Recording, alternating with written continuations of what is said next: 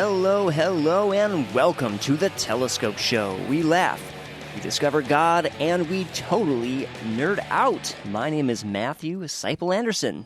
And I am Katie Seipel Anderson. Today we're discussing a classic, 2001 Space Odyssey, and we'll also hear another portion of our interview with Dr. Richard Hammar. I am fired up for this. Space is pretty cool. Literally, space is freezing. And did you know that if you were in space without a spacesuit, you would die? Yes, you probably did know that. But did you know that the liquids inside your body would actually boil? Because in the absence of atmospheric pressure, all those liquids will be turning to gas. So it's not because they're hot, it's because there's no pressure keeping them in liquid form. Oh, I'm like, okay, so I'd freeze to death while I'm boiling inside. Yes. And you know, I've just always put boiling and heat together. Yeah. But I guess things can boil without heat? I think so. I think the heat provides energy for the particles to move fast enough to, like, break free of the atmospheric pressure holding them together. And actually, there was an instance in 1966 when a guy named Jim LeBlanc was helping to test the performance of a spacesuit. It's like a spacesuit prototype, and he was in a vacuum chamber, and something went wrong, and he actually could feel his saliva start to boil or, like, bubble on his tongue, and then he passed out, and they had to rescue him out of there. Wow, that's intense. Yeah, very Space is intense. Space is really awesome and intense. Well, actually, Matt, speaking of spacesuits, did you know that according to Arizona State University, a full NASA spacesuit costs $12 million? Woo! And those were actually built in 1974, so they'd probably be more by today's standards, maybe more like, this says like $150 million. That seems like a lot for a spacesuit. Wow. They should start a company, kind of like Stitch Fix, but for astronauts. I see so many reasons why that wouldn't work, but go ahead and dream. Yeah, you'll get a spacesuit every month. Instead of paying $12 million, you pay $5 million a month. Return the spacesuits that don't fit. There's something called supply and demand that I think would be at issue with this. I mean, I feel like I need one. You need a spacesuit? Yeah. Well, the next time you have like $150 million to blow, you go ahead and buy yourself a spacesuit. We'll get matching ones. Yes. Like those 80s matching like workout suits or whatever. I bet I'll even make the whoosh, whoosh, whoosh sound. Yes. Exactly. Well, speaking of old school things, because you're talking about old school vintage spacesuits, should we jump into our discussion about 2001 Space Odyssey? I have so many more cool things about space that I want to share, but I think we should because we are a little limited with time. And there's always next week to share really cool information about space. Right, especially because we're going to be doing future episodes about Star Wars, Andor. Which involves space. Exactly.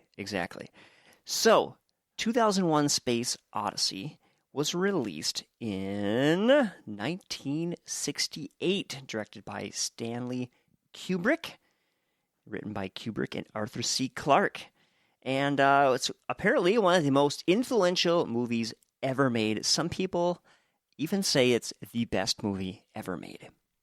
But Katie and I had not watched it until yesterday. So, Katie, what was it like watching this movie in 2022 without really a preconceived idea? Yeah, I had no idea what to expect.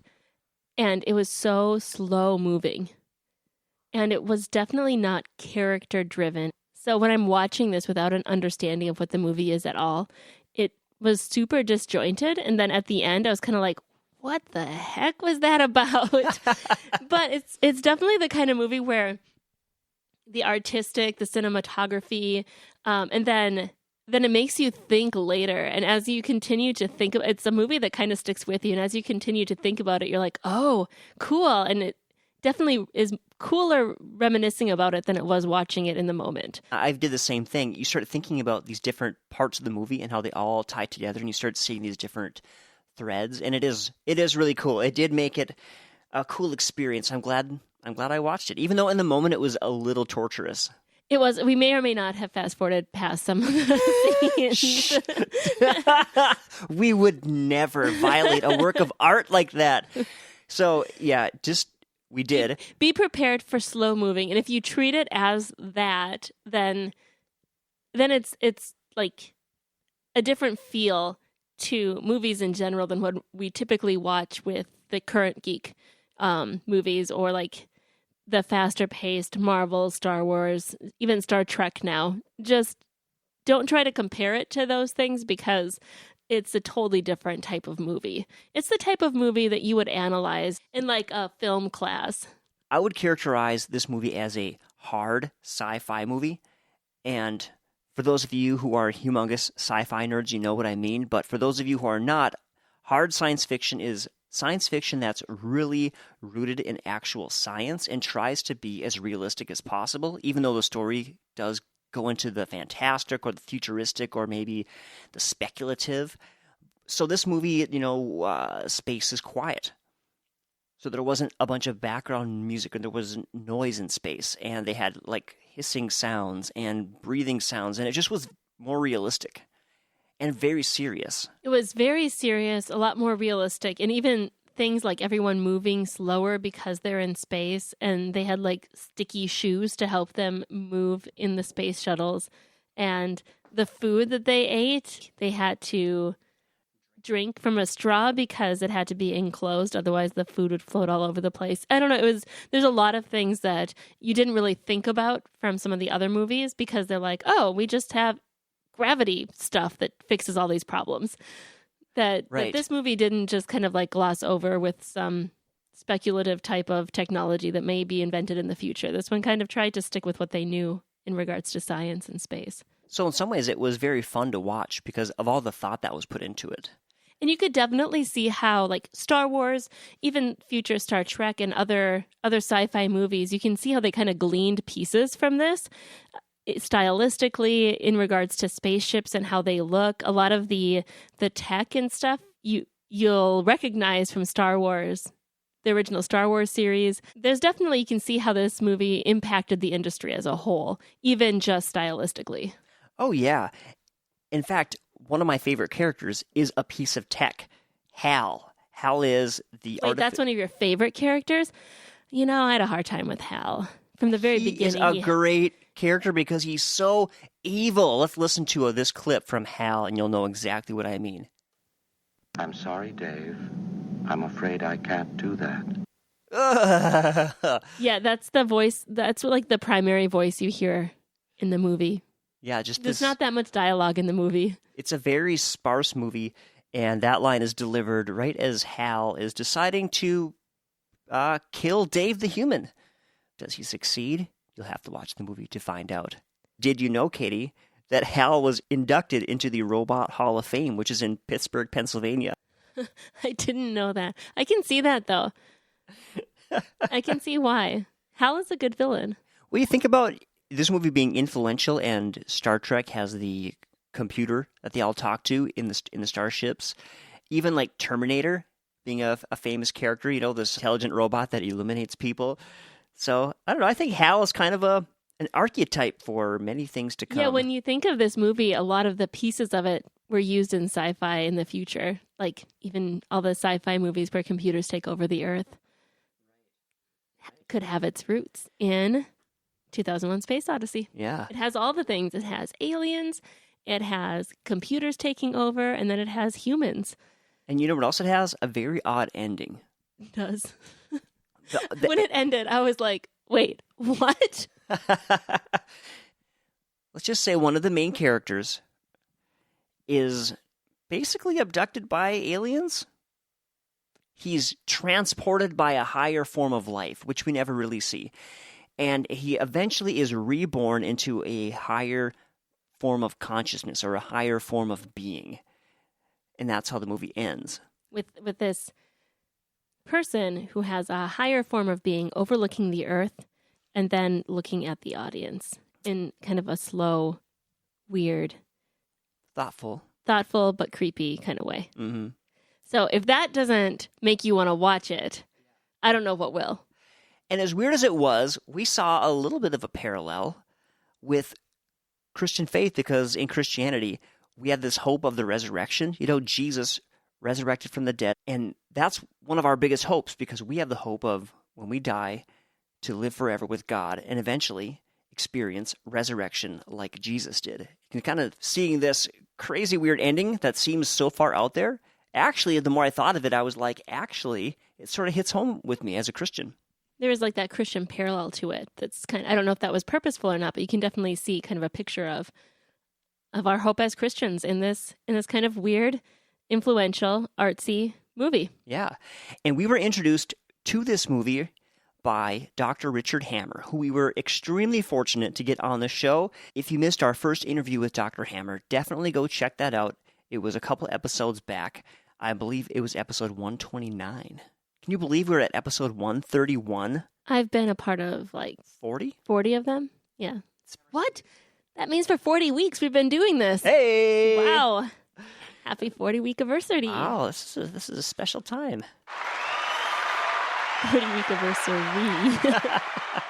So Dr. Hammar said this was his favorite science fiction and favorite movie of all time. And Dr. Hammar is an astrophotographer, lawyer.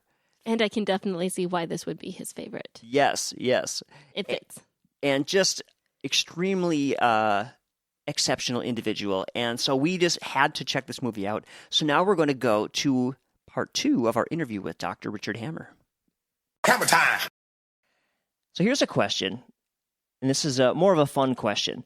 Science fiction is inspired by and is often an inspiration for actual science. So have you ever been a fan of any science fiction? No, there's too many technical problems, not the least of which is noise. all the Star Trek movies, you hear the noise of these guns being fired. And I know that with the first Star Wars movie, they addressed that issue in post-production. Do we want noise in these space battle scenes? Or do we want to be faithful to science and have them be completely silent? And they chose the former for revenue. They went to the dark side. They did. But the best science fiction movie of all time is my favorite movie of all genres, and that is 2001: A Space Odyssey by Stanley Kubrick. They got it right. Just with regard to the noise, it's so ethereal to look at so many of the scenes in that movie that are completely quiet. Interesting. It's widely regarded as the greatest movie of all time. And if you haven't seen it, I envy your joy. Thank you. Have you seen the whole thing? I have not. In fact, I know it's one of the all-time greats. I don't know why I haven't watched it, especially because I've done this show for 4 years now and have covered and talked about a lot of things. And I think I haven't had time to go back and watch a lot of those classic movies that I never watched growing up. And so, you know what? I'm going to watch it. I'm going to watch it in the coming month. It's over 3 hours, so you need to be ready for that. Okay. But get an extra bag of popcorn. The special effects, the scenery is, well, keep in mind, this came out about the same time as Star Trek, the first generation. And look at how fake those things are. You see the threads holding up the spaceships flying around. You go from that to this. I was in Paducah, Kentucky. I was at a theater with some friends to see that movie, 2001.